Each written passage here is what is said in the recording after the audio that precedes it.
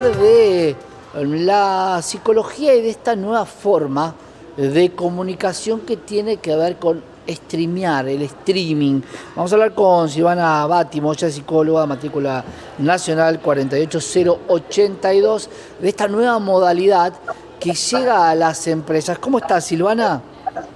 Hola, ¿cómo estás, Santiago? Un gusto. Muchísimas gracias por invitarme. Un placer. Todo muy Bueno, bien. contame cómo del entretenimiento llega a las empresas, porque es una herramienta de comunicación. Y si el streaming no era lo que hacíamos nosotros cuando nos juntábamos con amigos en un bar o en la vieja polémica en el bar, ¿no? Que se comunicaban sin tantos códigos. Bueno, en realidad, como todo fenómeno de comunicación, es dinámico, ¿no? Es cíclico y vamos retomando cosas que siempre, ¿no? Utilizamos en tiempos anteriores. La realidad es que el último tiempo fue tomando mucha relevancia este concepto o esta forma de nombrar la comunicación mediante el streaming, ¿no? Mediante poder transmitir en vivo, interactuar en vivo con otros seguidores, pero que también haya contenido que quede almacenado, ¿no? Que podamos consultar asincrónicamente, que podamos hacer uso y después volver a formatear, digo, de alguna manera, ¿no? Porque hay nuevos formatos y nuevas formas de comunicación y de información que circulan, también por las nuevas generaciones, también por los vínculos que se van formando. Entonces pensamos que es importante también atender a cuáles son estos cambios, qué continuidades también se dan en la comunicación y volcarlo en metodologías, en dinámicas, en estrategias que pudieran servir para el campo de la educación, el campo del trabajo, no solo el del entretenimiento y la comunicación. Y ahí es como fuimos pensando en esta idea del streaming, también pensado en los campos corporativos. Hablo también de la educación porque me parece que también vale la pena, ¿no? Pensar cómo muchas veces se da aprendizaje en estas nuevas modalidades, ¿no? Pero Claro, hay mucho que se abre. muchas preguntas acerca de por qué surge el streaming, donde existía la radio y los que somos un poco más grandes, existía esa magia que tenía la radio de no conocer quién te hablaba, de a muchos conductores que durante mucho tiempo no sabías quién era, y sin embargo acá el streaming es conocer todo. ¿Tiene que ver un poco con la ansiedad actual de los que consumen el streaming? Es una interesante pregunta, habría que analizarla con detalle. Creo también que más allá, hoy la ansiedad es un fenómeno, no lo vamos a negar, es un fenómeno que está a la orden del día. El tema de estar, el always available, ¿no? Como el siempre disponible, como que siempre hay información que puedo tener al alcance de la mano y que puedo disponer y que entonces veo una serie en Netflix y en segundos puedo estar consultando quién es ese actor, quién es ese protagonista, de qué se trata, ¿no? Hay algo ahí de la accesibilidad que creo que va en línea con aspectos más ansiosos y aspectos que van de la mano con adquirir las cosas de inmediato.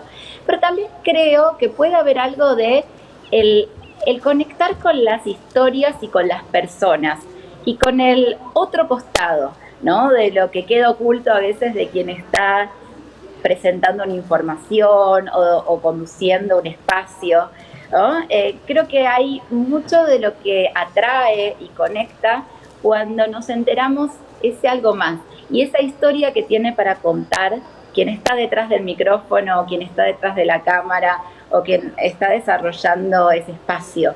Entonces, a mí me atrae mucho pensarlo también desde ese lado, ¿no? De ese Claro. interés por las historias y lo que nos traen esas historias. También me preguntaba, porque la mayoría de las personas que miran streaming no comparten el streaming viéndolo con otra persona, porque por lo general se dan dispositivos individuales y no hay mucha gente que lo haga así. En el caso de una radio puede estar puesta y puede estar mucha gente escuchando, o en el caso del televisor, que eran momentos donde cuando había un solo televisor era cita obligada en el comedor o en el living para disfrutar en familia de un producto.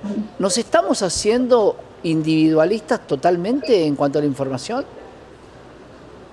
Bueno, también es muy interesante la pregunta porque a veces uno ve reuniones sociales, donde amigos se juntan en un bar o una familia va a comer en un restaurante y parecería observar esta imagen que ya venimos visualizando hace tiempo, cada uno con su dispositivo mirando su propia pantalla, ¿no? Entonces, qué importante a veces es poder también corrernos un poco y disfrutar de quien tenemos delante sin necesidad de que haya algo streameable o que haya algo que nos vincule a través de un dispositivo móvil o de un dispositivo tecnológico.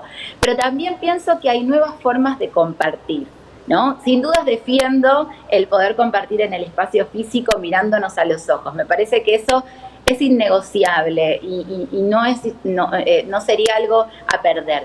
Pero sí hay una nueva forma de compartir que es la que te comparto cuando vos no estás al lado mío, ¿no? Y te lo comparto a través de mi celular o a través de otro medio donde digo, mira esto que vi, pensé en vos.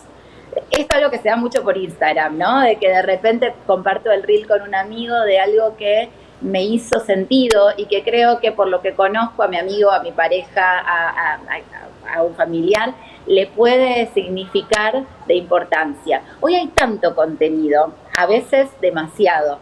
Estamos sobreexpuestos a un montón de contenido, pero hay para todos los gustos. Y el poder conectar con otro en un interés, tal vez se da hoy de esa manera, con mucha frecuencia. Ahí la gran pregunta que muchos también se hacen es si se dejó el arte, como era el cine inicialmente o la televisión inicialmente, por lo comercial, por lo que rinde o lo que vende. No importa si es bueno, si alguien lo está mirando y hay mucha gente que lo mira, bueno, tiene que ser exitoso con poca plata, porque el streaming también tiene un poco de eso, ¿no? Poca producción, gente hablando con un micrófono y captando mucha gente a partir de lo que se dice. ¿Se perdió un poco el arte y es más una cuestión de informalidad? Hay una tendencia a que muchas cosas se pueden ir banalizando y por supuesto eso es una pena de que todo se...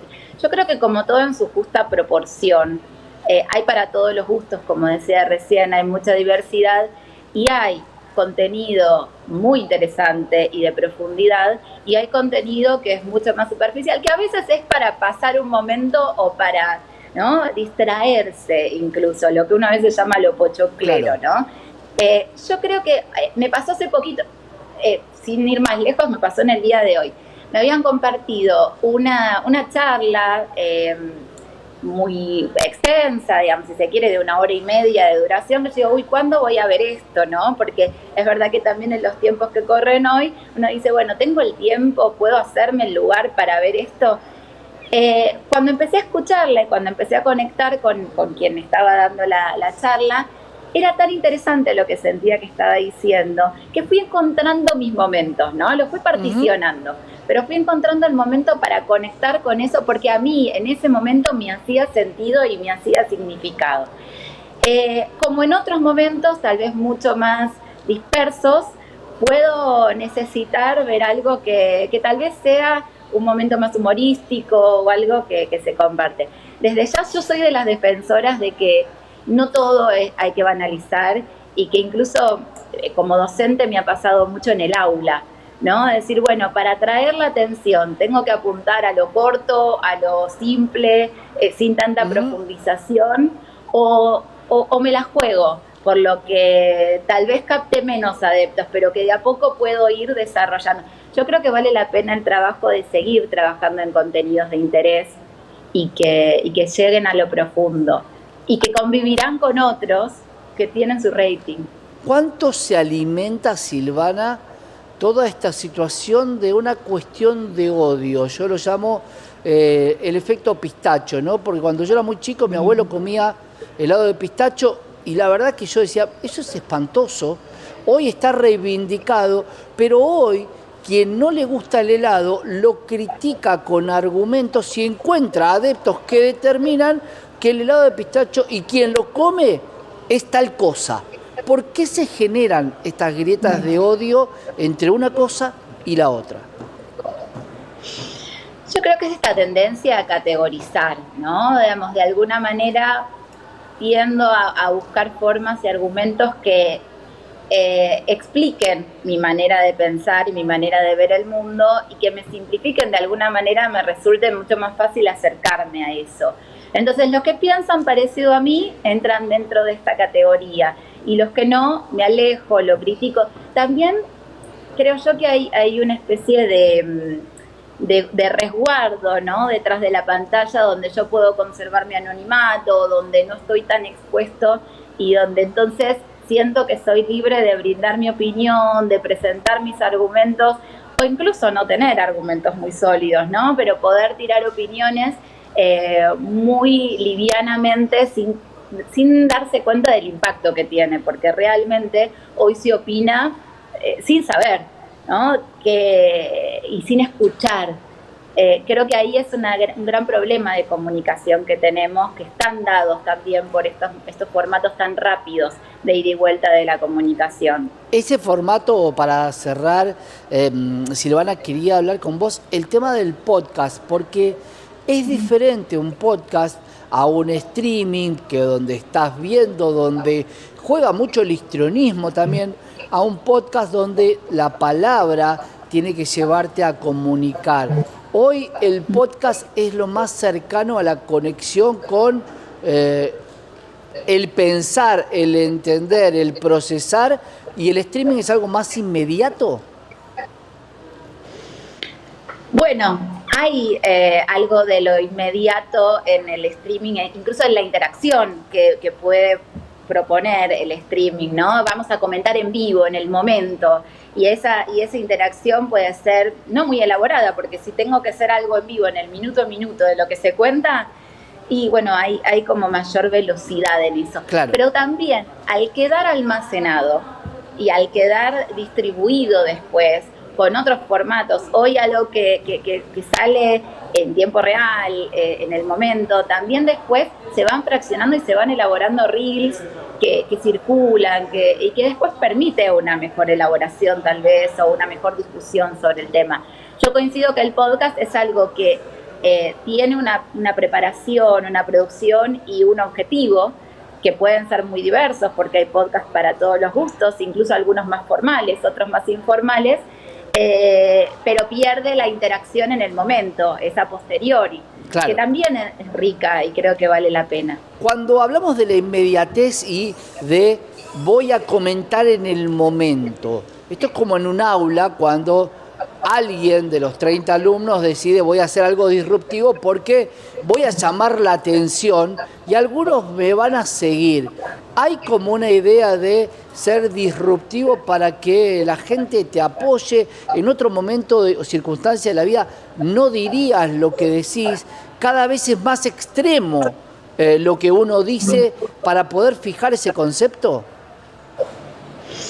Bueno, hay una vidriera, ¿no? En estas pantallas que nos muestran todos los comentarios. Muchas veces nos pasa que vemos una noticia y queremos ir rápidamente a los comentarios, a ver qué se comentó, a ver muchas veces con qué ingenio se hizo un comentario, dependiendo de qué tipo de noticia sea, muchas veces si es una noticia más picante, ¿no? De repente se da ahí un juego de visualización e incluso de discusiones, porque ahí está un poco lo que decías antes, Santiago, lo que tiene que ver con, cómo me expongo y cómo puedo no contemplar la mirada del otro y cómo entramos en categorías, ¿no? De quién piensa así, quién piensa de esta manera y se arman las grietas, ¿no? Y se arman las discusiones.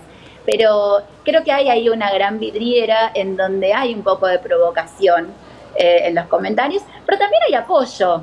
Digo, también es importante, cuando empezó esto de la web 2.0, me voy mucho más atrás, ¿no? Pero cuando se originó vamos a hacer una cosa, Silvana, vamos a hablar la próxima, porque el malestar en la cultura me parece que está bastante instalado. Me parece que tenemos que hablar un poco más seguido con vos, así que temas psicológicos nos van a ayudar mucho para entender un poco en dónde estamos. Te agradezco, Silvana.